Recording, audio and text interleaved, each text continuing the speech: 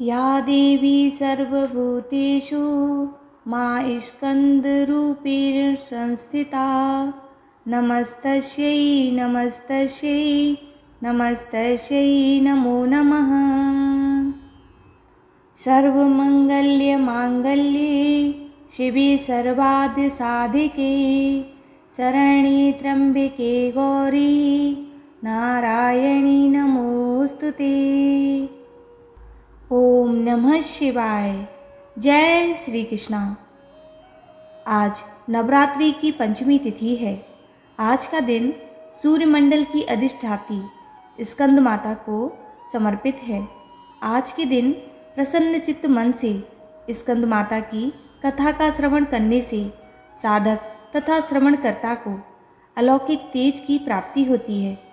मन की अशांति, दुखों और असहनीय कष्टों से मुक्ति मिलती है।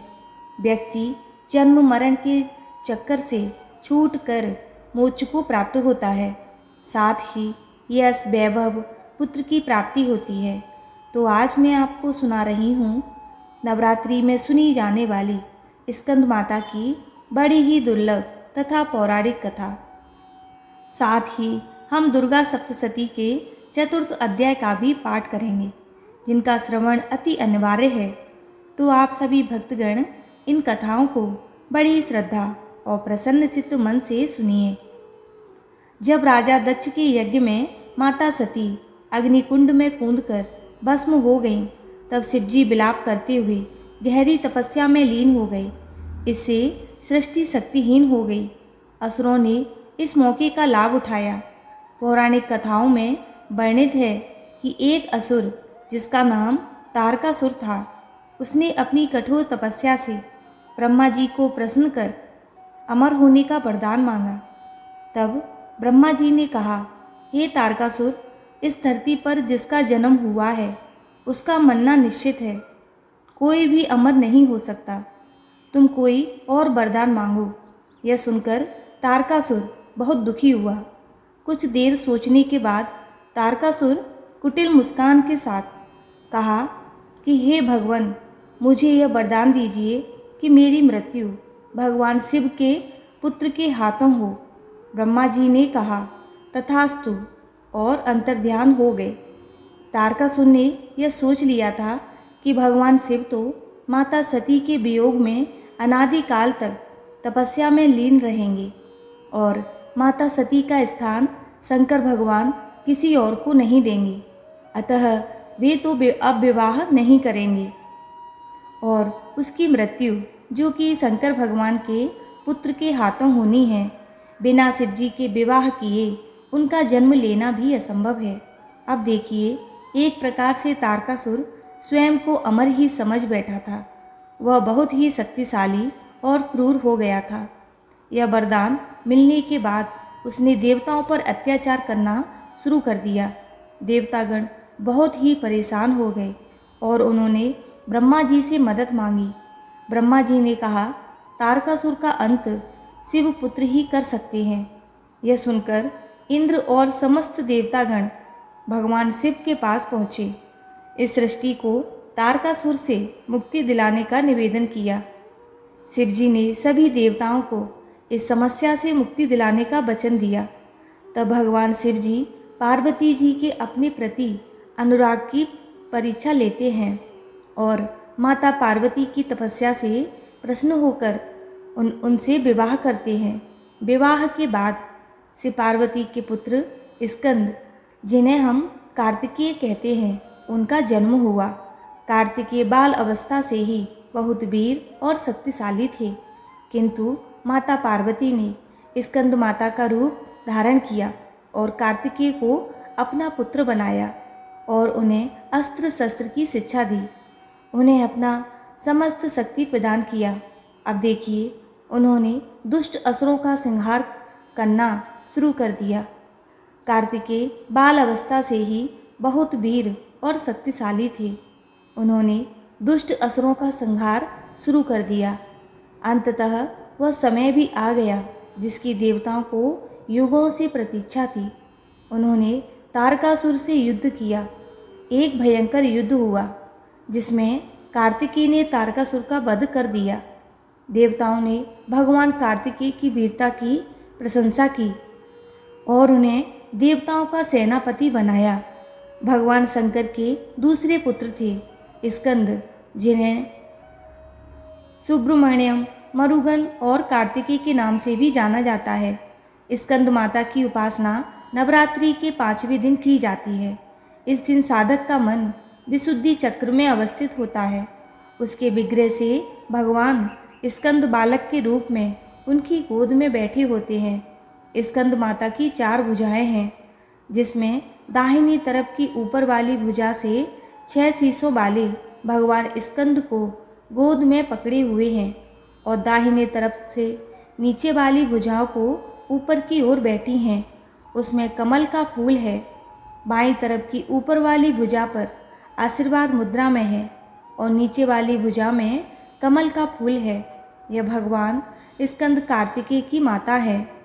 इनका वन संपूर्ण शुभ है। ये कमल के आसन पर विराजमान है। इनका वाहन सिंह है। इसी कारण इन्हें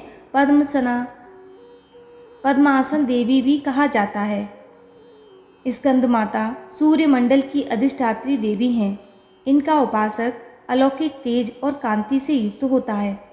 उनके पास एक अलौकिक प्रभा मंडल अदृश्य भाव से सदा बना रहता है, जो उनकी रक्षा करता है और उनके योग भज का निर्वाह करता है। नवरात्र पूजन के 5वें दिन का शास्त्रों में पुष्कल महत्व बताया गया है। इस चक्र में अवस्थित मन वाले साधक की समस्त ब्रह्मा क्रियाओं एवं वित्तवृत्तियों से लोप हो जाता है। वह विशुद्ध चैतन्य की ओर अग्रसर होता है। उसका मन समस्त लौकिक सांसारिक माया बंधनों से विमुक्त होकर पद्मासना माता स्कंद माता के स्वरूप में पूर्णतः विलीन होता है। इस समय साधक को पूर्ण सावधानी के साथ उपासना की ओर अग्रसर होना चाहिए। उसे अपना सारा ध्यान स्कंद माता के रूप में एकाग्र चित्त रखते हुए पूजा विधान आदि करना चाहिए। स्कंद माता की उपासना से भक्त की सभी इच्छाएं पूर्ण होती है। इस मृत्यु लोक में ही उसे परम शांति और सुख का अनुभव होता है। उसके लिए मोक्ष का द्वार स्वयं ही सुलभ हो जाता है। इनकी उपासना से बाल स्वरूप स्कंद भगवान की उपासना भी स्वतः ही हो जाती है। यह विशेषता केवल इन्हीं को प्राप्त है। स्कंद माता की उपासना करने से मन पवित्र होता है और मोक्ष का मार्ग सुलभ होता है। भवसागर के दुखों से मुक्ति पाने के लिए इनकी उपासना से अच्छा उपाय दूसरा कोई नहीं है। स्कंद माता की उपासना से भक्त को मन की शांति, सुख की प्राप्ति होती है। वे अपने सभी दुखों और कष्टों से मुक्त हो जाते हैं। इनकी उपासना से भक्त को मोक्ष की प्राप्ति होती है। वे इस जन्म मरण के चक्र से मुक्त हो जाते हैं, परम आनंद को प्राप्त होते हैं। स्कंद माता की उपासना से भक्त की सभी मनोकामनाएं पूर्ण होती है। वे धन संपत्ति, यश और वैभव प्राप्त करते हैं। प्रिय भक्तगणों, नवरात्रि के 5वें दिन स्कंद माता की कथा सुनने या पढ़ने से, स्कंद माता की उपासना से भक्तों की सभी प्रकार की मनोकामनाएं पूर्ण होती हैं। स्कंद माता का मुख्य मंत्र इस प्रकार है: चंडवराचम माया चंडमुंड प्रहजनिता नमामि च देवसी चंडिका च। एक बार प्रेम से बोलिए, स्कंद माता की जय। जय माँ शारदा, जय माँ भवानी। अपने सभी भक्तों का दुख दूर करो। माँ जय माता दी। ओम नमः शिवाय। आइए सुनते हैं दुर्गा सप्तशती का 4था अध्याय। महर्षि मेधा बोले, देवी ने जब पराक्रमी दुरात्मा महिषासुर को उसकी संपूर्ण सेना सहित मार गिराया, तब इंद्र आदि समस्त देवता अपने शीश तथा शरीर को झुकाकर भगवती की स्तुति इस प्रकार करने लगे: जिस देवी ने अपनी शक्ति से यह जगत व्याप्त किया है और जो संपूर्ण देवताओं तथा महर्षियों की पूजनीय है, उस अंबिका को हम भक्तिपूर्वक नमस्कार करते हैं, वह हम सबका कल्याण करे। जिस अतुल प्रभाव और बल का वर्णन भगवान विष्णु शंकर और ब्रह्मा जी नहीं कर सकते, वह चंडिका देवी इस संपूर्ण जगत का पालन करें और शुभ भय का नाश करें। पुण्य आत्माओं के घरों में तुम स्वयं लक्ष्मी रूप हो और पापियों के घरों में तुम अलक्ष्मी के रूप में हो, तथा सकुल में उत्पन्न होने वालों के लिए तुम लज्जा रूप होकर उनके घरों में निवास करती हो। हम दुर्गा भगवती को नमस्कार करते हैं। हे देवी, इस विश्व का पालन करो। हे देवी, हम तुम्हारे अनित्य रूप का किस प्रकार वर्णन करें। असुरों का नाश कर असुरों का नाश करने वाली पराक्रम तथा समस्त देवताओं और दैत्यों के विषय में जो तुम्हारे पवित्र चरित्र हैं, उसका हम किस प्रकार वर्णन करें। हे देवी दुर्गा, त्रिगुणात्मक होने पर भी तुम संपूर्ण जग की उत्पत्ति का कारण हो। हे देवी, भगवान विष्णु शंकर आदि किसी भी देवता ने तुम्हारा पार नहीं पाया। तुम सबकी आश्रय हो। यह संपूर्ण जगत तुम्हारी ही अंश रूप है, क्योंकि तुम सबकी आदि भूत प्रकृति हो। हे देवी, तुम्हारे जिस नाम के उच्चारण से संपूर्ण यज्ञों में सब देवता संलिप्त लाभ करते हैं, वह स्वाहा तुम ही हो। इसके अतिरिक्त तुम पितरों की तृप्ति का कारण हो, इसीलिए सब आपको स्वधा कहते हैं। हे देवी, यह विद्या जो मोक्ष देने वाली है, जो अंचित महाज्ञान स्वरूपा है, तत्वों के सार को बस में करने वाले, संपूर्ण दोषों को दूर करने वाले, मोक्ष की इच्छा वाले मुनिजन जिसका अभ्यास करते हैं, वह तुम ही हो। तुम वाणी रूप हो और दोष रहित ऋग तथा यजुर्वेद की एवं उद्र और सुंदर पदों के पाठ वाले सामवेद की आश्रय रूप हो। तुम भवानी हो। इस विश्व की उत्पत्ति एवं पालन के लिए तुम वार्ता के रूप में प्रकट हो। तुम संपूर्ण संसार की पीड़ा हरने वाली हो। हे देवी, जिससे सारे शास्त्रों को जाना जाता है, वह मेधा शक्ति तुम ही हो, और दुर्गम भव सागर से पार करने वाली नौका भी तुम ही हो। लक्ष्मी रूप से विष्णु भगवान के हृदय में निवास करने वाली और भगवान महादेव द्वारा सम्मानित गौरी देवी तुम ही हो। मंद मुस्कान वाले निर्मल पूर्ण चंद बिंब के समान और उत्तम सुवर्ण की मनोहर कांति से कमनीय तुम्हारे मुख को देखकर भी महिषासुर क्रोध में भर गया। यह बड़े आश्चर्य की बात है। और हे देवी, तुम्हारा यही मुख जब क्रोध से भर जाता है तो उदय काल के चंद्रमा की भांति लाल हो गया और तनी हुई भौं के कारण विकराल रूप हो गया। उसे देखकर भी महिषासुर के शीघ्र प्राण नहीं निकल गए। यह उससे भी बड़े आश्चर्य की बात है। आपके कुपित मुख के दर्शन करके भला कौन जीवित रह सकता है। हे देवी, तुम हमारे कल्याण के लिए प्रसन्न हो। आपके प्रसन्न होने से इस जगत का उदय होता है, और जब आप क्रुद्ध हो जाती हो तो कितने ही कुलों का सर्वनाश हो जाता है। यह हमने अभी अभी जाना है, जब तुमने महिषासुर की बहुत बड़ी सेना को देखते देखते मार दिया। हे देवी, सदा प्रताप देने वाली, तुम जिस घर में जिस पर प्रसन्न होती हो, वही देश में सम्मानित होते हैं। उसके धन यश की वृद्धि होती है। उसका धर्म कभी शिथिल नहीं होता, और उसके यहाँ अधिक पुत्र पुत्रियाँ और नौकर होते हैं। हे देवी, तुम्हारी कृपा से ही धर्मात्मा पुरुष प्रतिदिन श्रद्धापूर्वक यज्ञ करता है और धर्माकुल आचरण करता है, और उसके प्रभाव से स्वर्गलोक में जाता है, क्योंकि तुम तीनों लोकों में मनवांछित फल देने वाली हो। हे माँ दुर्गे, तुम स्मरण करने पर संपूर्ण जीवों के भय नष्ट कर देती हो, और स्थिर चित्त वालों के साथ चिंतन करने पर उन्हें अत्यंत मंगल देती हो। हे दारिद्र्य नाशिनी देवी, तुम्हारे सिवा दूसरा कौन है। तुम्हारा चित्त सदा दूसरों के उपकार में लगा रहता है। हे देवी, तुम शत्रुओं को इसीलिए मारती हो कि उसके मरने से दूसरों को सुख मिलता है। वह चाहे नरक में जाने के लिए चिरकाल तक पाप करता रहे, किंतु तुम्हारे साथ युद्ध करके सीधे स्वर्ग को जाए, इसीलिए तुम उसका वध करती हो। इसमें भी शत्रुओं का भला भी करती हो। हे देवी, क्या तुम इस दृष्टिपात्र मात्र से समस्त असुरों को भस्म नहीं कर सकती? अवश्य ही कर सकती हो, किंतु हमारा शत्रुओं को असुर के साथ मारना इसीलिए है कि शस्त्रों के द्वारा मरने से सीधे स्वर्ग को जावे।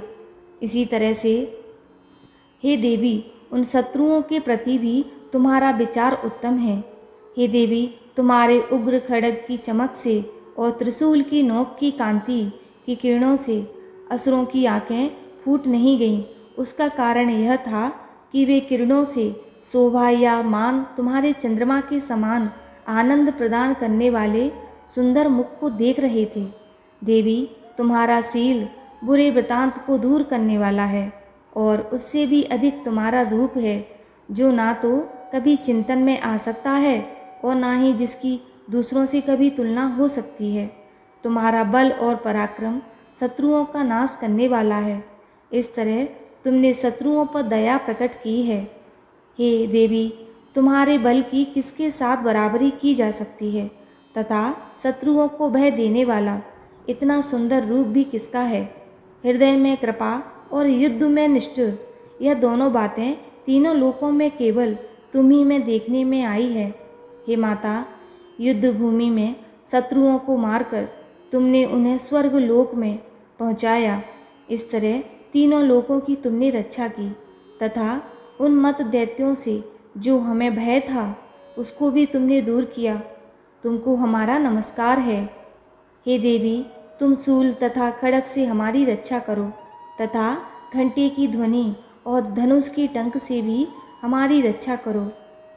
हे चंडिके, आप अपने शूल की घुमावदार पूर्व, पश्चिम, उत्तर तथा दक्षिण दिशा में हमारी रक्षा करो। तीनों लोकों में जो तुम्हारे सौम्य रूप हैं तथा घोर रूप हैं, उससे हमारी रक्षा करो, तथा इस पृथ्वी की रक्षा करो। हे देवी अम्बे, आपके हर पल्लवों में जो खड्ग, शूल और गदा आदि शस्त्र सभा पा रहे हैं, उससे हमारी रक्षा करो। महर्षि मेधा बोले कि इस प्रकार जब देवताओं ने जगत माता भवानी की स्तुति की और वंदन करके पुष्पों तथा गंध अनुले द्वारा उनका पूजन किया, और फिर सबने मिलकर जब सुगंधित व दिव्य धूपों द्वारा उनको सुगंधित निवेदन की, तब देवी ने प्रसन्न होकर कहा, हे देवताओं, तुम सब मुझसे मनवांछित वर मांगो।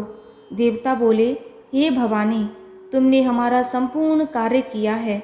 अब हमारे लिए कुछ भी मांगना बाकी नहीं रहा, क्योंकि तुमने हमारे शत्रु महिषासुर को मार डाला है। हे महेश्वरी, तुम इस पर भी यदि हमें कुछ देना चाहती हो तो बस इतना वर दो कि जब हम आपका स्मरण करें तब तब आप हमारे विपत्तियों को हर लें। हरने के लिए हमें दर्शन दिया करो। हे अंबिके, जो कोई भी तुम्हारी स्तुति करे, तुम उनको वित्त, समृद्धि और वैभव देने के साथ ही उनके धन और स्त्री आदि संपत्ति बढ़ावें और सदा हम पर प्रसन्न रहें। महर्षि मेधा बोले, हे राजन, देवताओं ने जब जगत के लिए तथा अपने लिए इस प्रकार प्रश्न किया तो देवी ने तथास्तु कहा, और यह कहकर देवी अंतर ध्यान हो गईं। हे भूप, जिस प्रकार तीनों लोगों का हित चाहने वाली यह भवानी देवताओं के शरीर से उत्पन्न हुई थी, वह सारा वृतांत मैंने तुमसे कह दिया।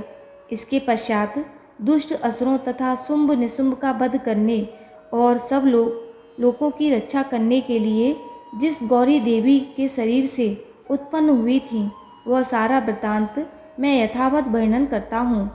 चतुर्थ अध्याय समाप्ति। इति चतुर्थ अध्याय समाप्त होता है।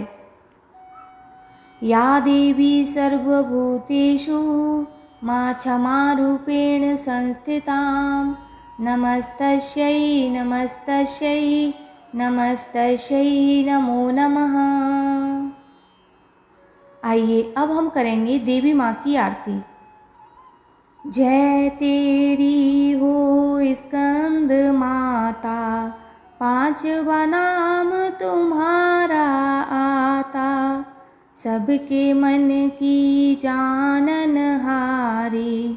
जग जननी सबकी महतारी। तेरी ज्योत जलाता रहूं मैं, हरदम तुम्हें ध्याता रहूं मैं। कई नामों से तुझे पुकारा, मुझे एक है तेरा सहारा। कई पहाड़ों पर है डेरा, कई शहरों में तेरा बसेरा। हर मंदिर में तेरे नजारे, गुण गाए तेरे भक्त प्यारे। भक्ति अपनी मुझे दिला दो माँ, शक्ति मेरी बिगड़ी बना दो।